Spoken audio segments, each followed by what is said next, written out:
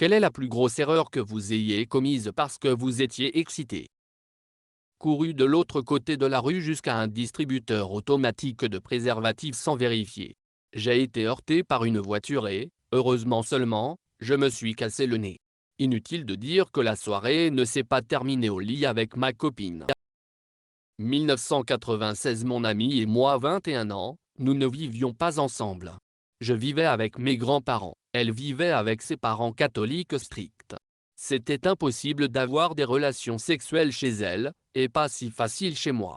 Nous étions tous les deux excités et j'ai élaboré un plan. J'avais un emploi de conducteur de fourgon livrant des fauteuils roulants, des lits d'hôpitaux, des médicaments, etc. J'ai donc demandé à mon jeune frère de m'aider à démonter mon futon et de me le passer par la fenêtre de notre chambre. J'ai installé le futon à l'arrière du fourgon, mis un lecteur de CD là-bas, de l'encens et des bougies et ainsi de suite. J'ai essayé de le faire un peu. Je ne sais pas. Pas comme l'arrière d'un fourgon, je suppose. Je suis allé la chercher un soir vers 20h. Nous avons dit à ses parents que nous allions très vite à l'épicerie et que nous reviendrions bientôt. Je suis plutôt allé dans des vergers de figuiers. J'ai décidé de conduire le fourgon entre les rangées de figuiers et de m'enfoncer profondément dans le verger pour que personne ne voie le gros fourgon depuis la route. Au fur et à mesure que nous reculions dans l'une de ces rangées, cela a commencé à devenir boueux.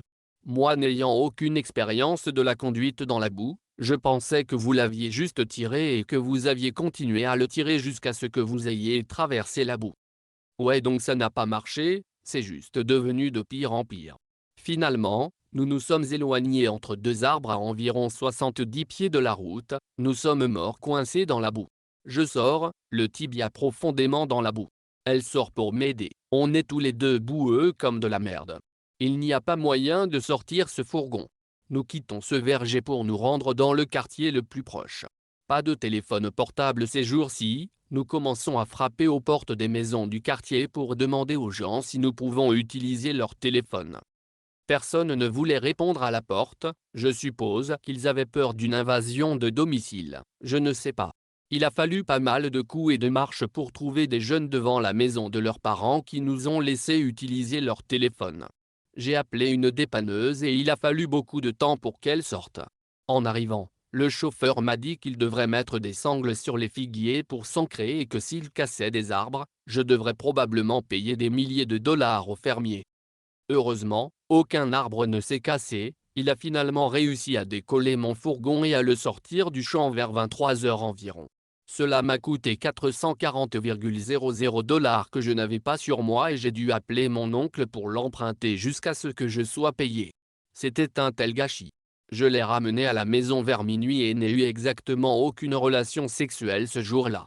Elle n'a même jamais vu le futon ou n'a eu aucune idée de ce que nous faisions jusqu'à ce que je lui dise mes plans ratés alors que je la conduisais chez elle. Cette fille est restée avec moi, des décisions stupides et tout. Nous étions mariés depuis 14 ans, nos enfants ont 23 ans maintenant. Nous avons divorcé en 2013, mais elle est toujours comme ma meilleure amie, donc c'est une histoire plutôt heureuse. Quel type chic, non? Quelle femme veut se taper à l'arrière d'un fourgon? MDR. L'excitation te fait faire de la merde stupide. Vers l'âge de 12 ans, j'ai eu des relations sexuelles avec mon mur. Il n'y avait pas de trou ou quoi que ce soit, je frottais juste ma bite contre le mur et je m'embrassais avec. J'ai été stupidement excité toute ma vie, c'est un peu ennuyeux. Laisse mon petit ami me bosser à sec pendant 1 heure sur un banc à l'extérieur après les cours d'été. La mauvaise nouvelle, ce banc derrière notre école était aussi à côté d'une piscine, où les parents emmenaient leurs enfants pour des cours de natation. Finalement, un membre du personnel est sorti et nous a crié d'être inappropriés. J'ai encore des flashbacks honteux aujourd'hui, plus de 10 ans plus tard. Accroché avec une fille lors d'une fête. Je ne pensais même pas qu'elle était si attirante, juste un peu ennuyé, ivre et excité. Devoir aller chez le médecin pour un cas de crabé était ma récompense pour un manque de maîtrise de soi. J'ai été hospitalisé pendant 1 semaine en isolement. J'étais plutôt bien. Je suis devenu trop excité et j'en ai branlé quelques-uns. 1 an plus tard, j'ai trouvé un emploi à la place. Il s'avère que la pièce dans laquelle j'étais avait un appareil photo. C'est arrivé il y a quelques mois, j'étais excité. Je suis allé me masturber dans la salle de bain parce que je logeais dans une auberge. Je passais un bon moment, puis j'ai entendu une vitre se briser et moi regardant vers le bas pour voir du putain de sang sortir de ma putain de bite comme si j'ouvrais un robinet d'eau. Il s'avère que des connards jouaient au cricket et ont frappé la balle directement sur la vitre et l'ont cassée. L'éclat de verre est tombé en plein sur mon pénis en érection. Heureusement, le saignement s'est arrêté quelques minutes après que j'ai perdu mon érection. J'ai dû courir à la clinique d'urgence. Heureusement, je n'ai pas perdu ma bite. J'ai eu une crise et au lieu d'appeler un médecin par la suite, j'ai convaincu ma petite amie que j'allais bien et nous avons eu des relations sexuelles. Vous avez un abonnement à un site porno et vous l'avez oublié. 4 mois et genre $150 plus tard j'ai réalisé mon bordel. J'essayais de sortir avec une fille à l'université. Nous envoyions des SMS et je lui ai demandé ce qu'elle faisait, elle a dit qu'elle s'entraînait pour un marathon et qu'elle allait au gymnase et m'a demandé si je voulais venir. J'ai fini par courir 9000 avant de sortir. Alors maintenant je sais jusqu'où j'irai pour baiser, c'est jusqu'à 9000. Je logeais dans un dortoir pour routard avec salle de bain partagée. J'avais aussi un faible pour ce type qui séjournait là-bas et il était amoureux de moi mais. Eh bien, il est difficile de trouver un endroit privé lorsque vous séjournez tous les deux dans des dortoirs de 10 lits. Donc, nous avons fait ce que n'importe quel jeune excité de 20 ans aurait fait. Nous nous sommes amusés sous la douche. Il convient de noter ici que nous venions de passer d'un étage différent à celui-ci et que nous ne connaissions personne. Alors nous étions là. Moi debout sous la douche, l'eau qui coule, lui. En dessous de moi, occupé. La minute suivante, nous entendons un accent allemand crier devant la porte. Mec, vous inondez le couloir. Dans sa concentration et ma préoccupation, nous avions réussi à boucher la canalisation. Nous sommes sortis de la salle de bain et oui, le couloir a été inondé. Donc, nous avons passé environ 1 heure à nettoyer le couloir et à nous présenter aux voisins.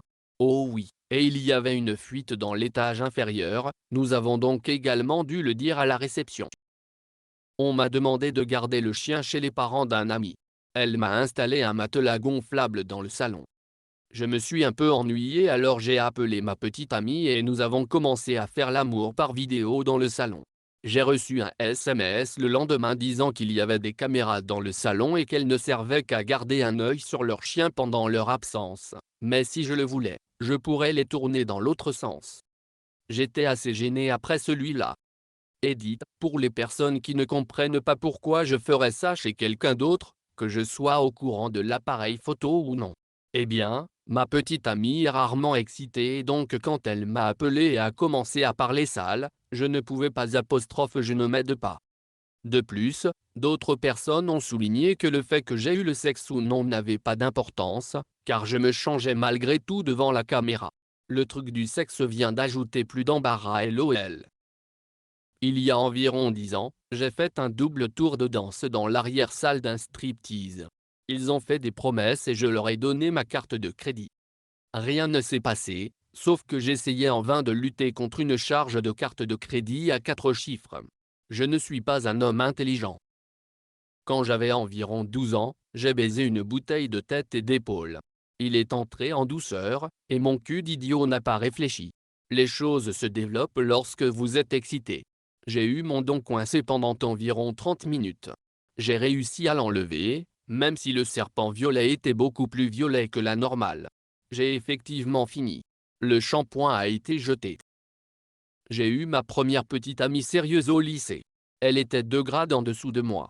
Donc, quand j'ai terminé la 3e année et que j'ai déménagé 500 km vers le sud, nous étions encore un couple. J'étais tellement amoureux, et surtout excité, que j'ai fait la navette tous les jours. Seul. Et quand. Et j'étais pauvre. J'ai donc pris le bus jusqu'à la gare la plus proche après l'école. J'ai attendu le bus longue distance pendant 4 à 5 heures. Je suis allé dans une grande ville pour y faire de l'autostop. J'y étais vendredi soir ou samedi matin. Nous nous sommes enfermés dans sa chambre et y sommes allés jusqu'au dimanche matin. Je suis redescendu à l'école et je suis allé en classe directement du bus lundi matin. Cela a duré presque 1 an.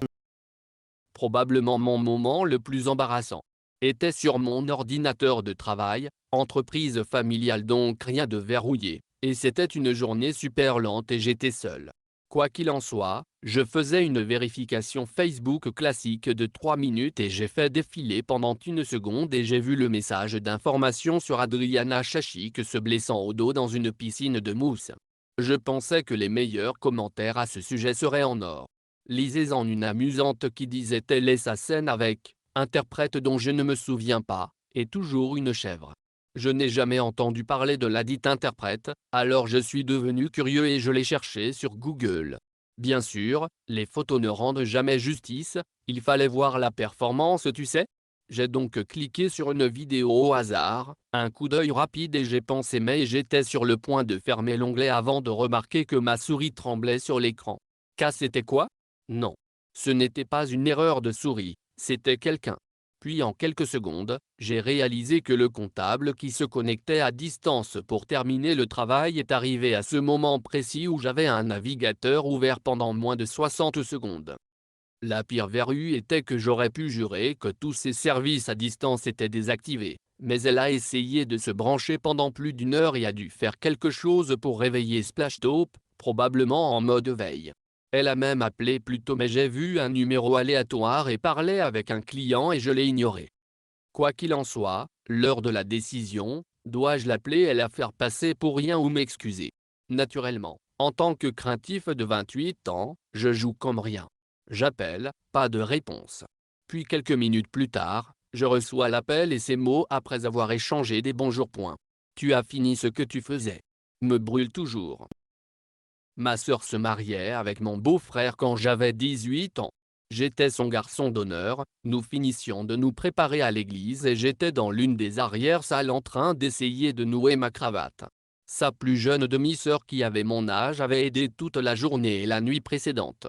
Elle était vraiment mignonne et elle et moi avions flirté tout le veillement.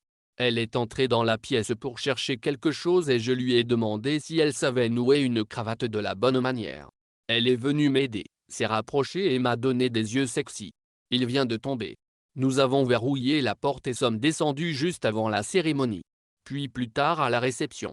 Son père l'a découvert plus tard et a perdu sa merde. Il n'était pas marié à ma belle-mère, mais ils étaient ensemble depuis longtemps, donc je suppose qu'elle n'était pas techniquement sa demi-sœur. Quoi qu'il en soit, il me détestait. Chaque fois que nos familles traînaient ensemble, il était un connard. Cela s'est terminé par leur rupture et il a déménagé avec sa fille dans le Missouri.